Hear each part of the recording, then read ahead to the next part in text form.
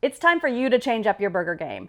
I love a reverse sear steak, so now we're doing a reverse sear burger. That's right, we're gonna use the same cooking method that we do with a big old fat ribeye and apply it to a burger. It doesn't take that much more time than just grilling up a regular burger, but it brings so much more flavor. With this method, the burger patty is gonna get just a kiss of smoke, and I'm using cowboy cherrywood smoke, so it's not overly strong, it's just a little bit sweet and gives it a beautiful mahogany color. And then I finish it up with some high heat to give it a great sear. You guys, this burger is next level. Let's start by making the patties. There are a few pieces of equipment I want to tell you about before we get started.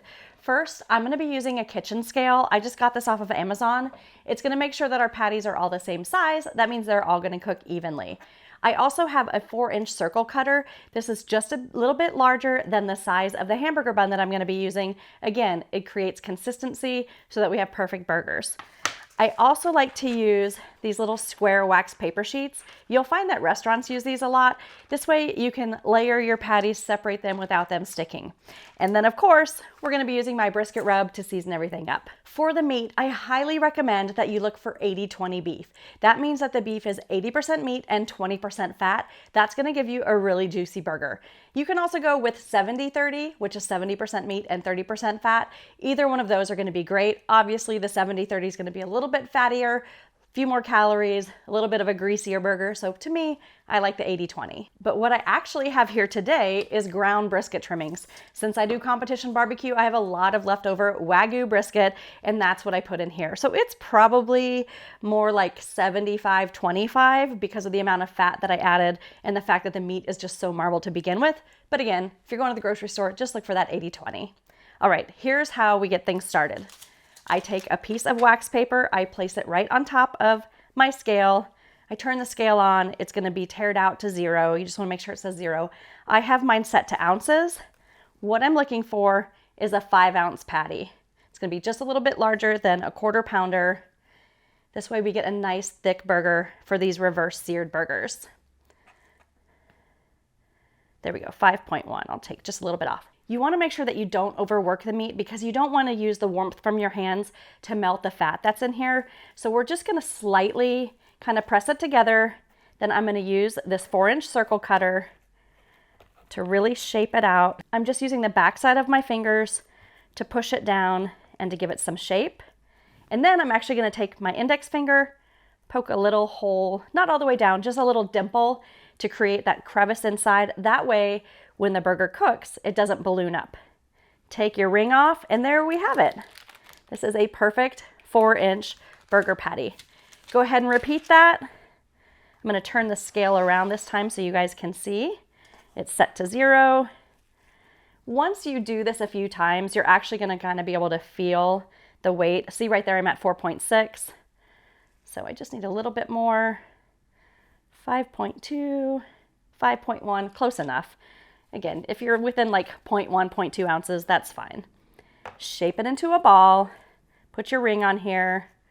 It doesn't have to be on the scale. I just already have the scale out here, so I'm just setting it on there. I'm not using it for the weight. I'm just using it for the surface. Okay, it's flattened in there. Little dimple. Take the ring off. There we go. Second patty done. So easy. A pound of beef is 16 ounces. So if you were to cook a pound of beef, you're gonna get about 3 patties out of it because 4 ounces equals a 1/4 pound, 5 ounces, 5 times 3 is 15 ounces. So you'll have a little bit left. So if you did like 5 1/4 ounces on your patties, that would be perfect. Look at that, another 5-ounce, perfect. I'm telling you what, like I said, you just get the rhythm, you just get the flow. So again, with a 1 pounder, with a 1 pound of ground beef, you are gonna get 3 patties pretty easily. So if you went with 2 pounds of ground beef, you're gonna get 6 patties. Like I said, you may have a little bit of meat left over, just throw that in the patties. It does not have to be exact by any means.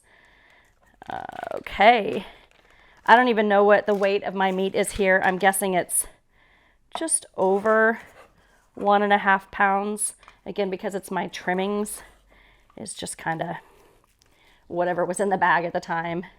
Oh, I need to take this off. There we go, 4.9. Really good. All right, press this down.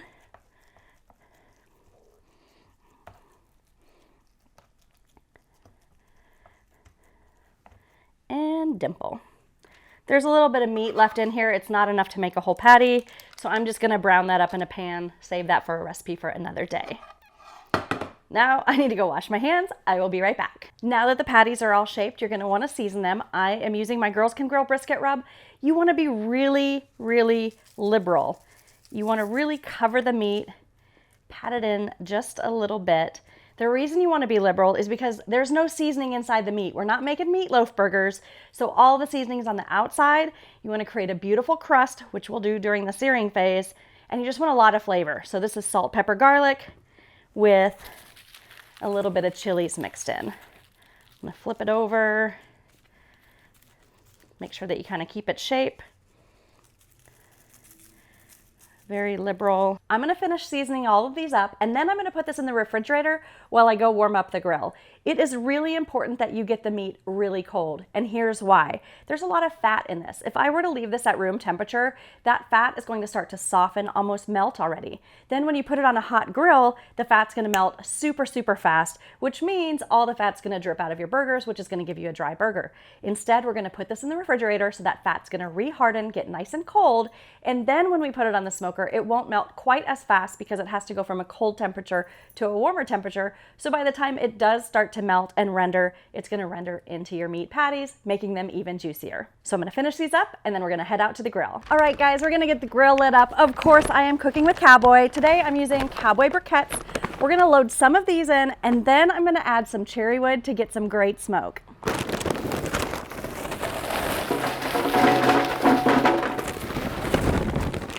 All right, after I get in the first layer, I'm gonna grab a couple wood chunks. These are Cowboy cherry wood chunks. Just gonna add some of that in there. I like the cherry wood because it gives it kind of a sweet smoke, but it also will help give it a nice ruby red color.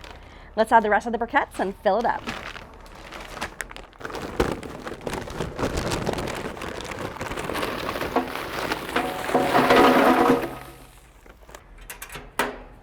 Gonna go ahead and turn it on.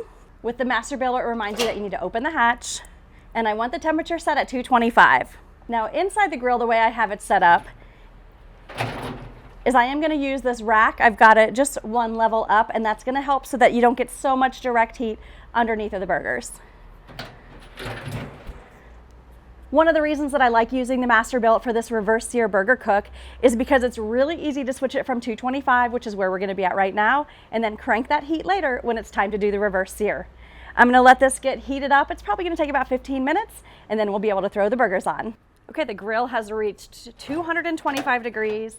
Now we're gonna go with the reverse sear process, which means we're gonna get these smoked up. I can smell that Cowboy charcoal. It's all natural wood, so I'm just smelling some great wood. We've got the patties added to the grill. We're gonna go ahead and get some smoke on these before we finish them with the reverse sear. Now that we have the burgers out on the grill, it's a great time to make the toppings. You can top your burgers with whatever you want. If you just wanna put out ketchup, mayonnaise, mustard, whatever, that's fine, go with that. But I'm gonna amp these up just a little bit. You can choose to do this or not.